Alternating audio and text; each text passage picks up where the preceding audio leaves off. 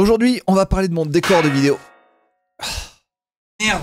Donc, puisqu'on peut plus faire de surprise, cette pièce derrière moi n'existe pas. Et le génie qui a réalisé cette photo ultra réaliste m'a envoyé une version de jour et une version de nuit. Avec ces deux photos, j'ai tout de suite imaginé un script, un petit bout de code qui me permettrait de faire tomber la luminosité sur ce décor, passer de la version de jour à la version de nuit, synchronisée sur l'heure à laquelle se couche le soleil dans la vraie vie. Comme ça, quand je stream, j'ai toujours la bonne luminosité dans mon décor, ce qui participe encore plus au réalisme. Vu que ça marche trop bien, je vais vous montrer ça dans cette vidéo, mais avant, je vais aussi vous montrer comment on réalise ce genre de décor de A à Z, parce que c'est ultra intéressant comme processus.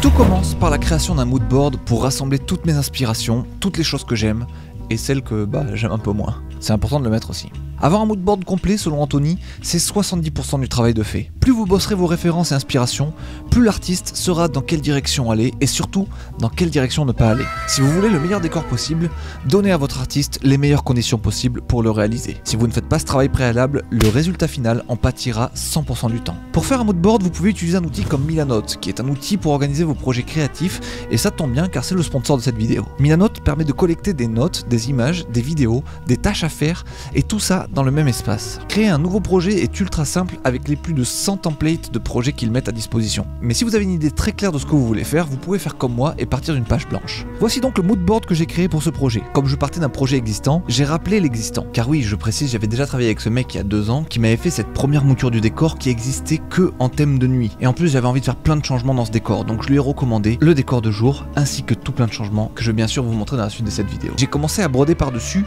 en précisant ce que j'aimais toujours et au contraire ce que je souhaiterais changer dans cette nouvelle version. J'ai voulu retirer certaines vieilles blagues et en placer de nouvelles. Aussi, un truc que j'ai demandé dans le Milanote, c'est de pouvoir changer les posters quand bon me semble. Mais ça me semble ultra compliqué parce que, en fait, une fois que le truc est rendu, il y a toute la lumière qui se réfléchit sur les posters, il y a une plaque en verre par-dessus, et cette plaque en verre, elle fait de la réflexion et tout. Et ça, je me dis qu'une fois que c'est rendu, c'est difficile à répliquer, donc c'est difficile à changer comme ça à la volée. Mais bon, je le note quand même, l'espoir fait vivre. J'ai ensuite sélectionné des meubles que j'aime bien, des plantes que j'aime bien, des tapis, et vous connaissez mon amour inébranlable pour les tapis. Bref, j'ai mis la totale, ou du moins le maximum d'informations qui me venaient en tête. Une fois que tout ça a été prêt, j'ai envoyé le moodboard à Anthony qui a pu commencer à itérer de son côté. En attendant, Milanote est une très bonne interface pour faire des moodboards, c'est ultra intuitif, rapide et en plus c'est gratuit. Inscrivez-vous gratuitement en utilisant le lien dans ma description et commencez sans plus attendre votre nouveau projet. Quant à nous, on va retourner sur mon projet, ok les amis ? Une fois le moodboard fait, il s'agit de construire la pièce dans un logiciel 3D. Pourquoi la 3D alors qu'on finit à la fin avec des JPEG tout plats? Et pourquoi ne pas utiliser Photoshop directement? Pour de nombreuses raisons, mais en vrac, on peut se dire que, d'une part, la 3D permet d'essayer beaucoup plus facilement tout positionnement, toute orientation pour les objets que l'on y place. En 2D, il faudrait trouver une photo d'un canapé par exemple que vous aimez bien, la détourer et la placer sur l'image. Mais si vous voulez tourner le canapé de 90 degrés par exemple, vous l'avez dans l'os. Aussi, régler les lumières, c'est 1000 fois plus simple sur un logiciel 3D qui embarque directement un moteur de physique, alors que sur Photoshop, vous allez devoir dessiner ou peindre la lumière, vous voyez. Enfin, avec la 3D, vous pouvez avoir une infinité d'angles différents pour votre pièce. Moi par exemple, j'ai choisi 3 angles de caméra pour cette mission. Tentez de faire ça sur Photoshop et vous allez voir la galère. Alors maintenant que cette question est réglée, Anthony lui utilise le logiciel 3ds Max. Il commence d'abord par créer la forme de la pièce. Une forme rectangulaire, carrée, haut plafond, petit plafond, en fonction de ce que les gens ont mis dans leur moodboard par exemple. Il y pose un canapé lambda pour avoir une idée de l'échelle globale, 2-3 conneries ça et là, il envoie ça au client pour validation. Et ils travaillent ensemble la gueule de la pièce jusqu'à ce que le client soit satisfait de la forme générale. Une fois que le client valide, donc moi en l'occurrence, une fois que je dis cette forme de pièce me plaît, il commence à y inclure les meubles en allant des plus gros éléments aux plus petits. Pour les objets les plus classiques comme les canapés, les étagères, les sièges, les tables, les tapis et tout ça, il existe de très nombreux catalogues d'assets en 3D de qualité époustouflante. Grosse 4K, trucs super bien modélisés et tout, ça tabasse. Et si pour le précédent décor il avait un peu choisi lui-même tous les éléments qui lui semblaient cool pour réaliser ma pièce, ce coup-ci, j'ai pu choisir chacun des éléments grâce à divers catalogues. Je mettais mes choix dans le Milanote et il les essayait dans la pièce pour me faire valider. On a changé par exemple 3 fois de canapé avant d'en trouver un qui me plaisait complètement. Quel bonheur de pouvoir tester 3 canapés différents sans avoir à payer 3 déménageurs différents. J'ai kiffé.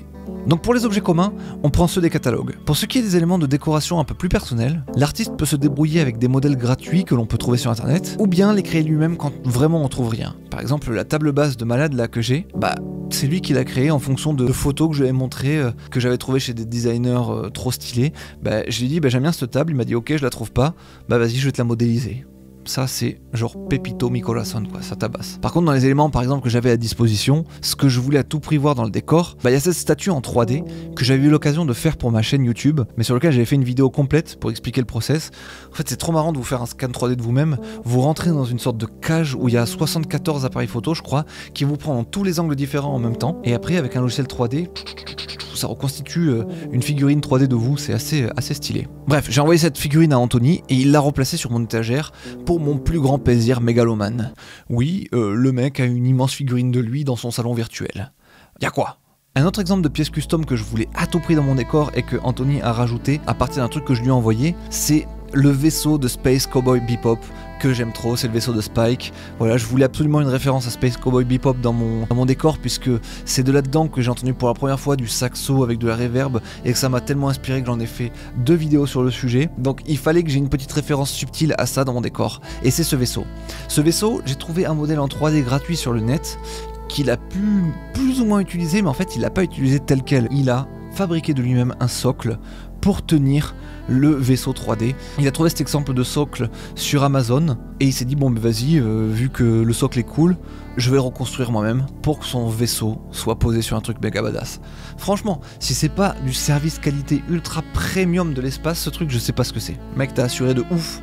Et sérieux, je suis extrêmement reconnaissant de tout ça. Et un peu au même moment qu'Anthony attaque les plus petits objets de décoration, il commence à placer les lumières aux différents endroits pour commencer à créer l'ambiance lumineuse de la pièce. Cette partie est ultra cool et donne vraiment vie à la pièce. Ah oui, et il m'envoie des rendus low def, car un rendu high def en 4K de la scène, avec toutes les lumières calculées, les textures rendues au maximum de leur résolution, etc., ça prend entre 8 et 14 heures sur son PC machine de guerre. Bref, une fois que tout est validé en petite définition, il est l'heure de faire le rendu 4K avant de passer à Photoshop, où va commencer une toute autre phase du boulot, mais tout aussi importante. On se retrouve demain après une nuit de rendu 4K.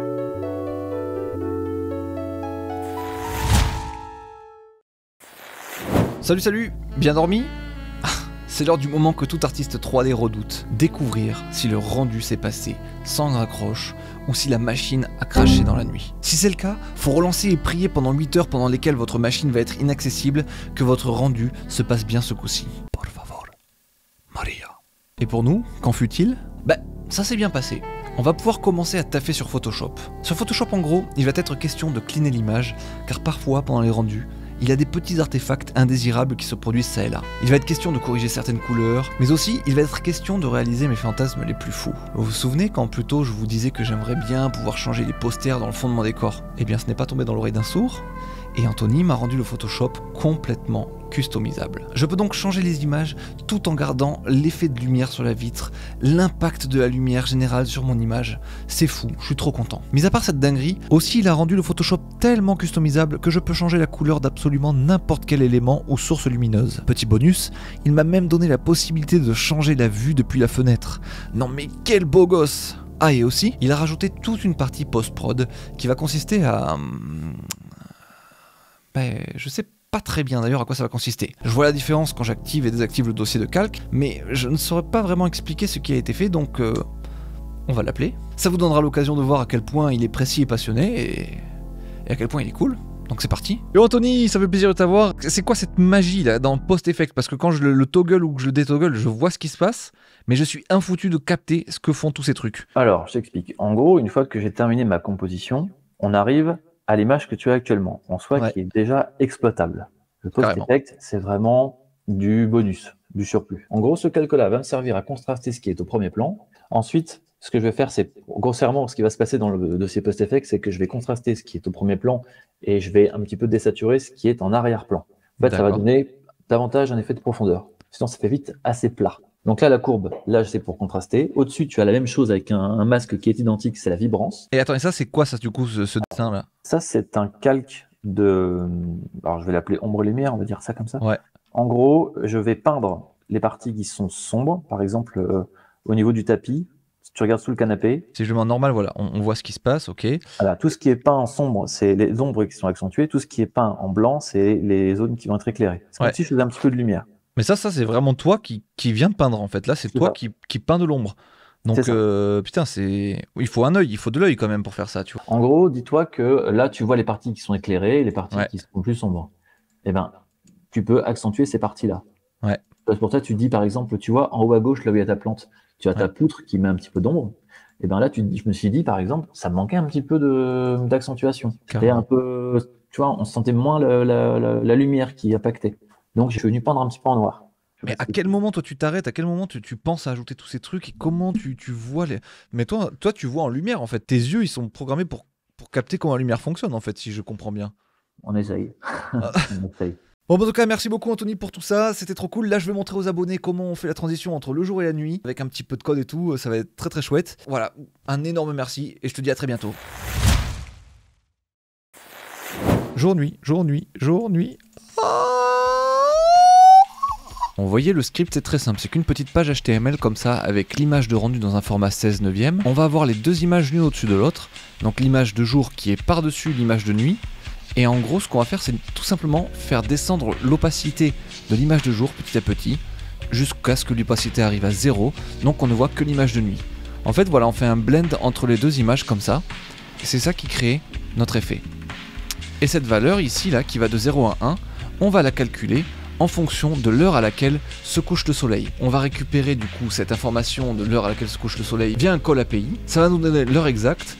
Nous, toutes les 10 secondes, on va regarder quelle heure il est.